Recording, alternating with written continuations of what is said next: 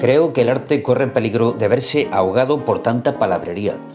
Cada vez es más difícil encontrar una exposición de arte que nos guste y sin embargo nos vemos abrumados por una avalancha de libros, artículos, tesis doctorales, discursos, conferencias, guías, todo ello dispuesto a informarnos sobre lo que es arte y lo que no lo es, sobre qué cosa fue hecha por quién y cuándo y por qué y para quién y con qué objeto. Esto me recuerda a la visión atormentada de un cuerpecillo delicado sometido a disección por huestes de ávidos cirujanos y analistas legos en la materia. Y nos vemos en la tentación de suponer que si la situación del arte en nuestro tiempo es insegura, es porque pensamos y hablamos demasiado acerca de él. Es probable que tal diagnóstico peque de superficial. Es verdad que casi todo el mundo juzga insatisfactorio este estado de cosas, pero si indagamos con algún cuidado las causas del mismo, veremos que somos herederos de una situación cultural que es a la vez desfavorable a la creación de arte y propicia para fomentar formas de pensamiento equivocadas acerca de él. Nuestras experiencias y nuestras ideas tienden a ser comunes pero no profundas, o profundas pero no comunes. Hemos desatendido el don de ver las cosas a través de nuestros sentidos. El concepto aparece divorciado de la percepción y el pensamiento se mueve entre abstracciones. Nuestros ojos han quedado reducidos a instrumentos de identificación y medición. De ahí que padezcamos una escasez de ideas susceptibles de ser expresadas en imágenes y una incapacidad de descubrir significaciones en lo que vemos. Lógicamente nos sentimos perdidos en presencia de objetos que solo tienen sentido para una visión no diluida y nos refugiamos en el medio más familiar de las palabras. El mero contacto con obras maestras no es suficiente. Demasiadas personas visitan museos y coleccionan libros de láminas sin por ello acceder al arte. Se ha dejado adormecer nuestra capacidad innata de entender con los ojos y hay que volver a despertarla. La mejor manera de lograrlo estaría en el manejo de lápices, pinceles, escoplos y quizá cámaras fotográficas. Pero también aquí los malos hábitos y las ideas equivocadas bloquean el camino del desasistido. A menudo se le presta una ayuda de la mayor eficacia a través de la evidencia visual, mostrándole puntos débiles o presentándole buenos ejemplos, pero esa asistencia pocas veces es una pantomima silenciosa. Los seres humanos tienen excelentes motivos para hablarse. Yo creo que eso también es cierto en el campo de las artes. Aquí, no obstante, hemos de prestar oídos a las advertencias de los artistas y profesores de arte en contra del empleo de la palabra en el taller y en el aula, aunque quizá ellos mismos empleen muchas para expresar su advertencia. Puede ser que afirmen, antes que nada, que no es posible comunicar cosas visuales mediante el lenguaje verbal. Hay en esto un núcleo de verdad. Las particulares cualidades de la experiencia suscitada por un cuadro de Rembrandt solo en parte son reducibles a descripción y explicación. Ahora bien, esta limitación no afecta únicamente al arte, sino a cualquier objeto de experiencia. Ninguna descripción o explicación, ya se trate del retrato verbal que hace una secretaria de su jefe o del informe que hace un médico sobre el sistema glandular de su paciente, puede hacer otra cosa que presentar unas cuantas categorías generales dentro de una particular configuración. El científico construye maquetas conceptuales que, si la suerte le acompaña, reflejarán lo esencial de lo que quiere entender de un fenómeno dado, pero sabe que la representación completa de un caso individual no existe, como sabe que no hay necesidad de duplicar lo ya existente. También el artista hace uso de sus categorías de forma y color para capturar en lo particular algo universalmente significativo. Ni pretende hacer un duplicado de lo que en sí es único, ni podría hacerlo. De hecho, el producto resultante de su esfuerzo es un objeto o una actuación únicos en su clase. El mundo que abordamos al contemplar una pintura de Rembrandt no lo ha presentado jamás ningún otro, y entrar en ese mundo significa recibir la atmósfera y el carácter particulares de sus luces y sombras, los rostros y ademanes de sus seres humanos y la actitud ante la vida que todo ello comunica, recibirlo a través de la inmediatez de nuestros sentidos y sentimientos.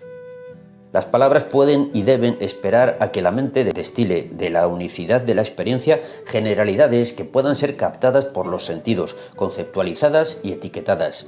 Deducir tales generalidades de una obra de arte es tarea laboriosa, pero no diferente en principio del intento de describir la naturaleza de otras cosas complejas, como puede ser la composición física o mental de un ser vivo. El arte es producto de ciertos organismos y por lo tanto probablemente ni más ni menos complejo que esos mismos organismos. Con frecuencia sucede que vemos y sentimos determinadas cualidades en una obra de arte, pero no somos capaces de expresarlas en palabras. La razón de nuestro fracaso no radica en el hecho de que empleemos el lenguaje, sino en que todavía no hemos logrado plasmar esas cualidades percibidas en categorías adecuadas. El lenguaje no puede hacerlo directamente porque no es una avenida directa de contacto sensorial con la realidad. Solo sirve para dar nombre a lo que hemos visto, oído o pensado. De ningún modo se trata de un medio ajeno, inadecuado para lo perceptual. No hace referencia a otra cosa que a experiencias perceptuales. Pero esas experiencias han de ser primero codificadas por el análisis perceptual para después ser nombradas. Afortunadamente, el análisis perceptual es muy sutil y puede llegar lejos. Agudiza nuestra visión para la tarea de penetrar en una obra de arte hasta los límites de lo, en última instancia, impenetrable. Otro prejuicio sería el que afirma que el análisis verbal paraliza la creación y comprensión intuitivas. También en esto hay un núcleo de verdad. La historia del pasado y la experiencia del presente ofrecen numerosos ejemplos de la destrucción acarreada por fórmulas y recetas. Pero ¿hemos de concluir que en las artes ha de quedar en suspenso una potencia de la mente para que otra pueda funcionar? ¿No es verdad que cuando se producen perturbaciones es precisamente cuando una cualquiera de las facultades mentales opera a expensas de otra? El delicado equilibrio de todas las potencias de una persona, lo único que le permite vivir plenamente y trabajar bien, queda alterado no solo cuando el intelecto interfiere en la intuición, sino igualmente cuando la sensación desaloja al raciocinio. El vago tanteo no es más productivo que la ciega adhesión a unas normas. El autoanálisis incontrolado puede ser dañino, pero también puede serlo el primitivismo artificial de quien se niega a entender cómo y por qué hace lo que hace. El hombre moderno puede, y yo diría que debe, vivir en una autoconciencia sin precedentes. Tal vez la tarea de vivir se haya tornado más difícil, pero no hay alternativa. Este libro tiene por objeto el estudio de alguna de las virtudes de la visión en orden a refrescarlas y orientarlas. Durante toda mi vida me he ocupado del arte, he estudiado su naturaleza y su historia, he trabajado en él con ojos y manos y he buscado la compañía de artistas, teóricos y pedagogos. Este interés se ha visto reforzado por mis estudios de psicología. Todo acto de ver cae dentro de la provincia del psicólogo y todo el que haya tratado de los procesos de crear o experimentar el arte ha tenido que hablar de psicología. Algunos teóricos del arte emplean con provecho los hallazgos de los psicólogos, otros los aplican unilateralmente o sin querer reconocer lo que están haciendo. Pero es inevitable que todos utilicen alguna clase de psicología, a veces puesta al día, a veces de procedencia casera o restos de teorías del pasado. Por otra parte, algunos psicólogos se han tomado un interés profesional por las artes, pero parece lícito afirmar que en su mayoría solo han hecho aportaciones marginales a nuestra comprensión de lo que más importa. Sucede esto, en primer lugar, porque a menudo los psicólogos se interesan por la actividad artística principalmente como instrumento de exploración de la personalidad humana, como si el arte fuera poco distinto de una mancha de tinta de Rorschach o de las respuestas a un cuestionario. O bien limitan su planteamiento a lo que se puede medir y contar y a conceptos que han elaborado a partir de la práctica experimental, clínica o psiquiátrica. Tal vez esta precaución esté justificada porque las artes, como cualquier otro objeto de estudio, requiere ese conocimiento íntimo que únicamente brota del amor prolongado y la dedicación paciente. La buena teoría del arte debe oler a taller, aunque su lenguaje deba ser distinto del de la charla doméstica de pintores y escultores. Lo que aquí me propongo está sujeto a muchas limitaciones. Se refiere únicamente a los medios visuales y entre ellos básicamente a la pintura, el dibujo y la escultura. Este énfasis desde luego no es del todo arbitrario.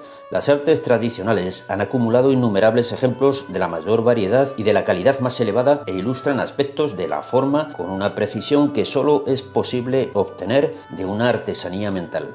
Estas demostraciones, sin embargo, apuntan a fenómenos similares, aunque a menudo menos netamente manifiestos, de las artes fotográficas y teatrales. De hecho, el presente estudio tiene su origen en un análisis psicológico y estético del cine llevado a cabo en los años 20 y 30. Otra limitación de mi trabajo es psicológica. El lugar del artista dentro de la comunidad, el efecto de su ocupación sobre sus relaciones con otros seres humanos, la función de la actividad creadora dentro de la pugna del espíritu por la plenitud y la sabiduría. Ninguna de estas cosas constituye el foco central de este libro, como tampoco me interesa aquí la psicología del consumidor, pero espero que el lector se sienta compensado por la rica imaginería de formas, colores y movimientos que aquí le aguarda. El establecer algún orden dentro de esta vegetación exuberante, el trazar una morfología y deducir algunos principios nos ha de dar mucho que hacer. Esta será nuestra primera tarea, una descripción de las clases de cosas que vemos y de los mecanismos perceptuales que explican los hechos visuales. Ahora bien, deteniéndonos en el nivel superficial, dejaríamos toda la empresa truncada y carente de sentido.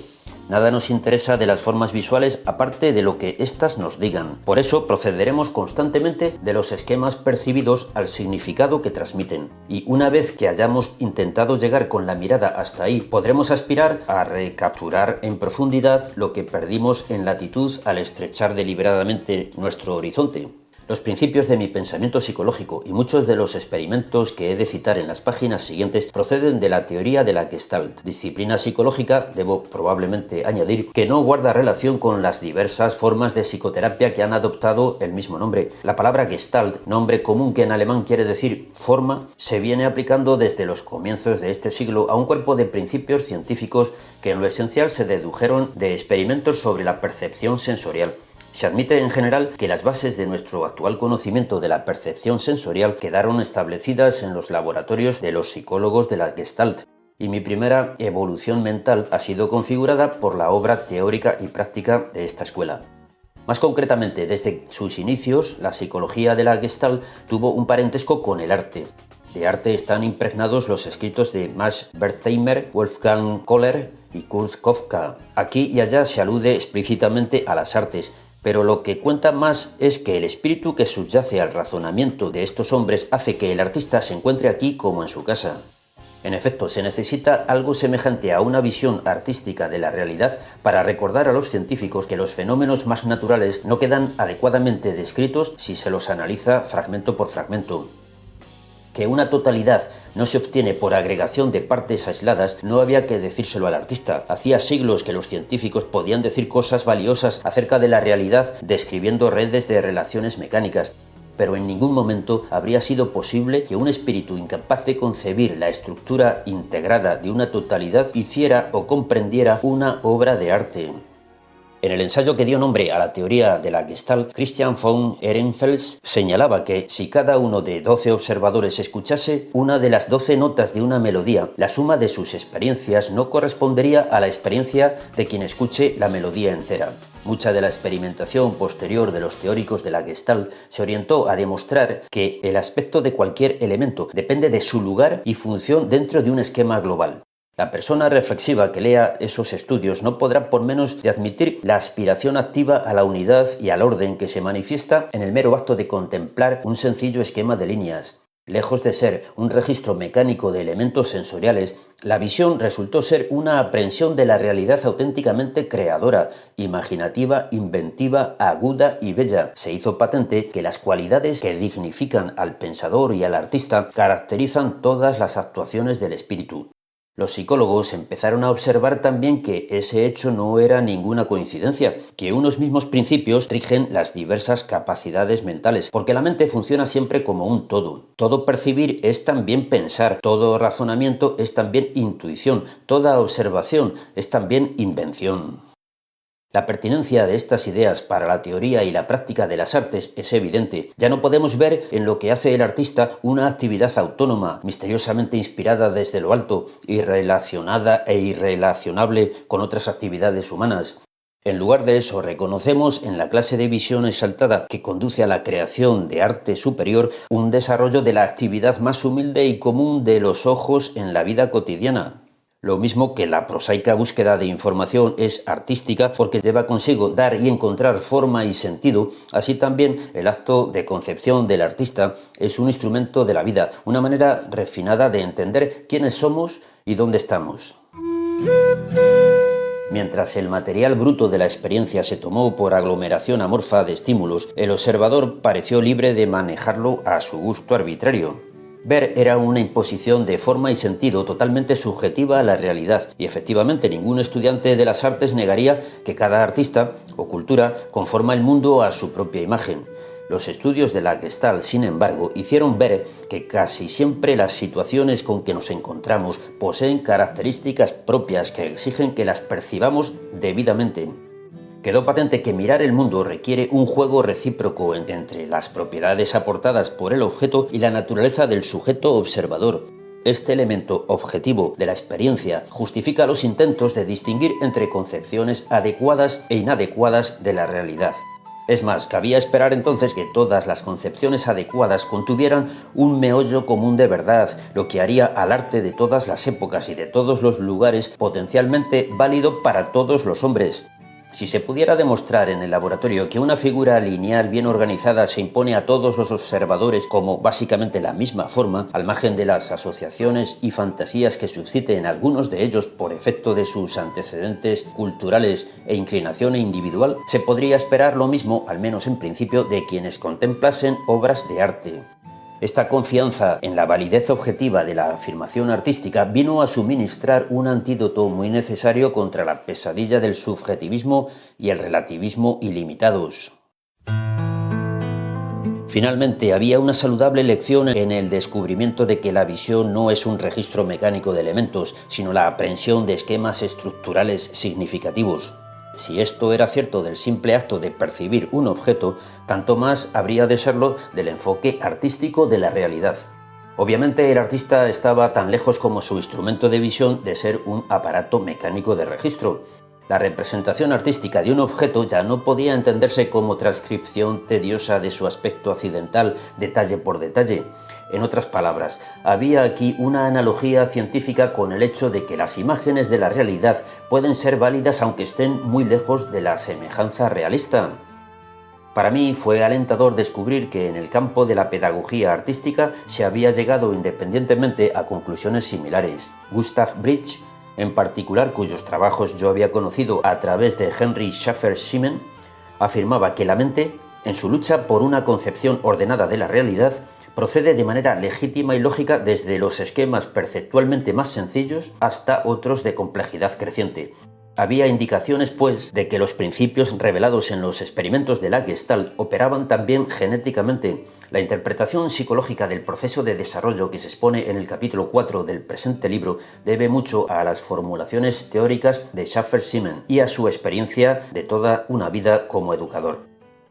Él había puesto de manifiesto que la capacidad de considerar la vida bajo un prisma artístico no es privilegio de unos cuantos especialistas dotados de cualidades singulares, sino que está al alcance de toda persona mentalmente sana a la que la naturaleza haya favorecido con un par de ojos. Para el psicólogo, esto significa que el estudio del arte es una parte indispensable del estudio del hombre.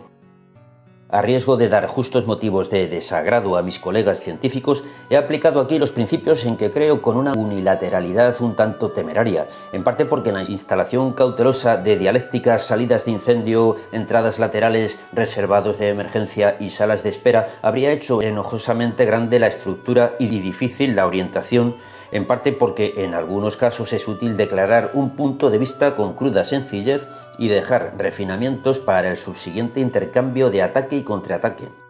Debo también presentar mis excusas a los historiadores del arte por utilizar su material con menos competencia de lo que tal vez habría sido deseable. En estos momentos es probable que el dar una visión plenamente satisfactoria de las relaciones existentes entre la teoría de las artes visuales y los trabajos de psicología pertinentes sobrepase las posibilidades de cualquier persona en solitario. Si intentamos acoplar dos cosas que, aunque relacionadas, no han sido hechas la una para la otra, serán necesarios muchos ajustes y habrá que cerrar provisionalmente muchas fisuras. He tenido que conjeturar allí donde no podía demostrar y usar mis ojos allí donde no podía fiarme de los de otros.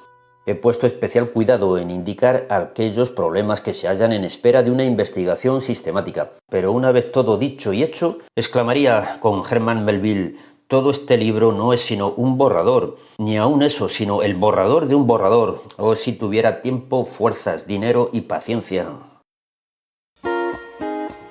Este libro trata de lo que todo el mundo puede ver, Me apoyo en la literatura de la crítica de arte y de la estética solo en la medida en que nos ha ayudado a mí y a mis estudiantes a ver mejor. He intentado evitar al lector la resaca consiguiente a leer muchas cosas que no sirven para nada. Una de mis razones para escribir este libro radica en que creo que mucha gente está cansada de la deslumbrante oscuridad, del parloteo supuestamente artístico, del malabarismo de tópicos y conceptos estéticos deshidratados, del escaparatismo pseudocientífico, de la búsqueda impertinente de síntomas clínicos, de la complicada medición de minucias y de los epigramas graciosos. El arte es lo más concreto del mundo y nada justifica el sumir en confusión a quien quiera saber más acerca de él. Para algunos lectores el enfoque puede parecer indebidamente sobrio y pedestre. Se les podría contestar con lo que Goethe escribió a un amigo suyo, Christian Gottlob Heym, profesor de retórica en Gotinga. Como ves, mi punto de partida es muy práctico y a algunos les podrá parecer que he tratado el más espiritual de los asuntos de manera demasiado terrenal. Pero se me permitirá observar que los dioses de los griegos no estaban entronizados en el séptimo o en el 10º cielo, sino en el Olimpo, y que su paso gigantesco no era de sol a sol, sino a lo sumo de montaña a montaña. Aún así, tal vez convenga hacer alguna advertencia sobre cómo utilizar este libro. Recientemente, un joven instructor del colegio Dartmouth expuso un collage que, me agrada notificar, se titulaba Homenaje a Arnhem. Consistía en 10 ratoneras idénticas colocadas en fila. En el lugar donde habría de ponerse el cebo estaban escritos los títulos de los 10 capítulos de este libro, uno en cada aparato. Si la obra de ese artista quería ser un aviso, ¿contra qué estaba alertando? Este libro puede efectivamente actuar como una ratonera si se lo emplea a modo de manual con que abordar las obras de arte. Cualquiera que haya visto grupos de niños guiados por sus profesores a través de un museo sabe que el responder a las obras de los maestros es, en el mejor de los casos, difícil. En el pasado, el visitante podía concentrar su atención en el tema representado y evitar así encararse con el arte. Luego, una generación de críticos influyentes enseñó que hasta la mera consideración del tema era signo seguro de ignorancia. A partir de entonces, los intérpretes del arte empezaron a predicar relaciones formales, pero como quiera que consideraban las formas y colores en un vacío, la suya no era sino otra manera de rehuir el arte, pues como ya he sugerido antes, las formas visuales no tienen otro interés que el de lo que nos dicen. Imagínense ahora que un profesor utilizase superficialmente el método de este libro a modo de guía con que acercarse a una obra de arte.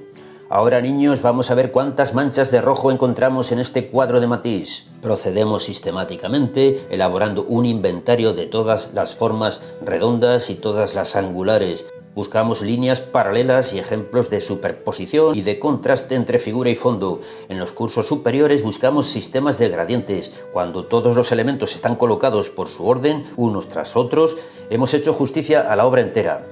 Se puede hacer y se ha hecho, pero es el último enfoque del que un seguidor de la psicología de la Gestalt querría verse culpado. Si se desea acceder a la presencia de una obra de arte, se debe en primer lugar visualizarla como un todo. ¿Qué es lo que se nos transmite? ¿Cuál es la atmósfera de los colores, la dinámica de las formas? Antes de que identifiquemos cualquier elemento aislado, la composición total hace una declaración que no debemos perder. Buscamos un tema, una clave a la que todo haga referencia. Si hay un tema representado, aprendemos sobre él todo lo que podamos, pues nada de lo que el artista incluye en su obra puede ser desatendido por el observador impunemente. Firmemente guiados por la estructura del todo, tratamos después de localizar los rasgos principales y de explorar su dominio sobre los detalles dependientes. Poco a poco la riqueza toda de la obra se revela y encaja en su sitio, y al percibirla nosotros correctamente, empieza a ocupar todas las potencias de la mente con su mensaje. Para eso es para lo que trabaja el artista, pero también es propio del hombre querer definir lo que ve y entender por qué lo ve. Aquí el presente libro puede ser útil. Al explicar categorías visuales, extraer principios subyacentes y mostrar la operación de relaciones estructurales, este panorama de mecanismos formales no aspira a suplantar la intuición espontánea, sino a aguzarla, a reforzarla y a hacer comunicables sus elementos. Si las herramientas que aquí se ofrecen matan la experiencia en lugar de enriquecerla, algo habrá ido mal. Hay que evitar la trampa.